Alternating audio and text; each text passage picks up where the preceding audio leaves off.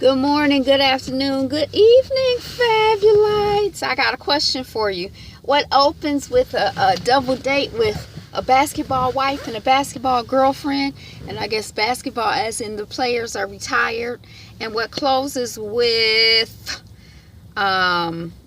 Miss Melee at the window of Jackie's car talking? If you guessed Basketball Wives Season 6, Episode 8, you're correct. I'm doing a quick recap of what happened. Is it a review, recap, whatever? I'm talking about it, y'all. Okay, so we open up at the restaurant or at a restaurant. It's a double lunch date with Jackie and Doug. Look, I got Doe written down. How you spell Doug? And Bonnie, Jill, and Kareem. So Kareem, I don't know if we've met him before, but I don't remember him. He's chocolate, he's quiet, he's low-key. And basically, Jackie invites BJ and her boyfriend to the Love Your Body party.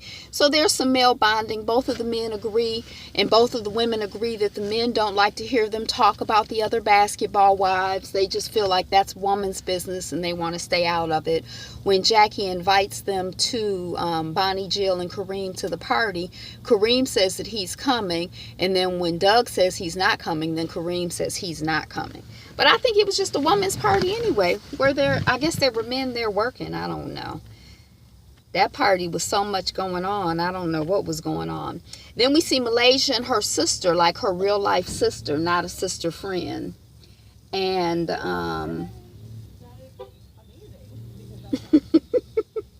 that's someone that she can trust. Unlike some other sisters that we see on the show, they can't trust each other. Or one can't trust the other. I don't know if it's a mutual distrust. Malaysia lets us know that she is abstaining not only from sex, but from hard liquor. And she's telling her sis about the popular OG walkaway. And Malaysia says that she is larger than life. You cannot not see me. Huh? She want Brandy to be there, to be thanking somebody else for their services. Now, I don't think that when What's-Her-Face tried to fire Brandy, that she had as much power as she thought that she had. But surely Brandy just being on the show doesn't put her in a position to be thanking anybody for their services. So I didn't quite understand. I understand the idea or the concept, but she might need to work and build something for a minute before she'll be able to be thanking somebody for their services in terms of Shawnee. I don't know. Okay, so we're at Jackie's S&M party, and I guess this is supposed to be the height of the show.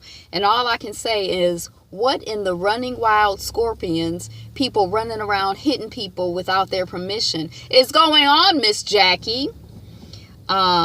Please don't kill us with the wild scorpions out here biting people and perhaps killing people on TV.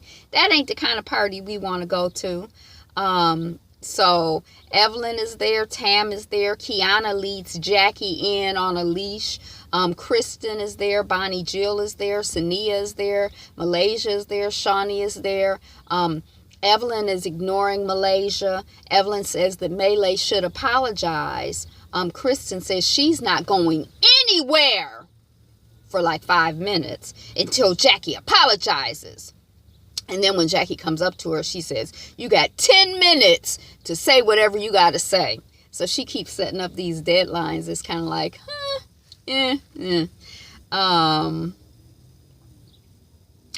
Some Jackie's thunder was stolen because there was already a meeting with Ev and Tam and Kristen. But she got a little thunder when Asia comes in. Kristen proceeds to leave. Jackie is not expecting Shawnee, Bonnie, Jill, and Evelyn, and probably some other people to follow Kristen out. So it's kind of like Kristen is getting ambushed again. Is this the season of the Kristen ambush? And what's so fun and exciting about ambushing Kristen? I don't really... So Jackie eventually follows. And then she's like, come back in for my cake. And it's like this weird presentation of her cake. The whole party to me is just kind of like, it's weird. Like I watch... The Handmaid's Tale, and the whole sexuality thing there is very like weird and dry and unsexy. But Jackie's situation is weird and unsexy in a too much, too pushy,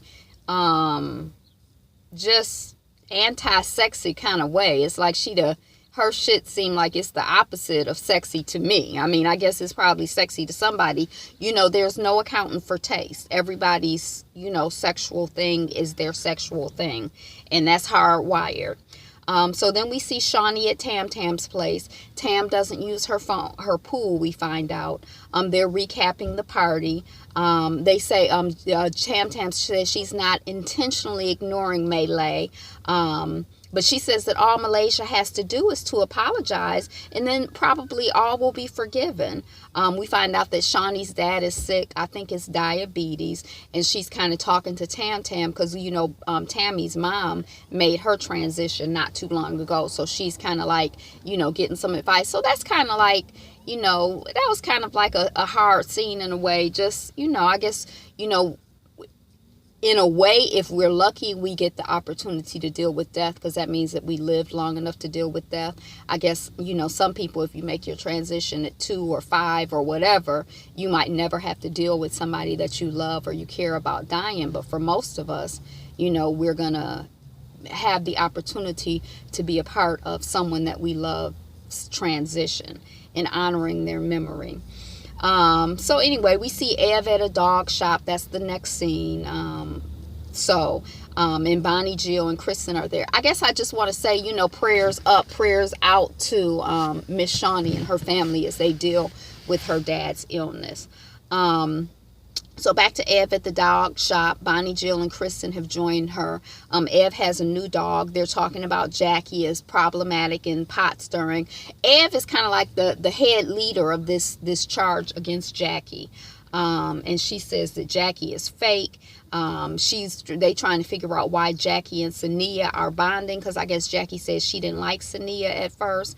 Ed feels that Jackie is forming an alliance of the extras because Evelyn took Jackie's spot with the original OGs, the poppin' OGs. So she trying to get some backup. Then we see Jackie at the paint lab. And she's trying to get wine label ideas. So she's invited Malay and Bonnie Jill out. Malaysia is telling Jackie that the poppin' OGs ignored her at Jackie's party. BJ is kind of like, well, it is kind of your fault. And how did your girl end up at the event in Palm Springs?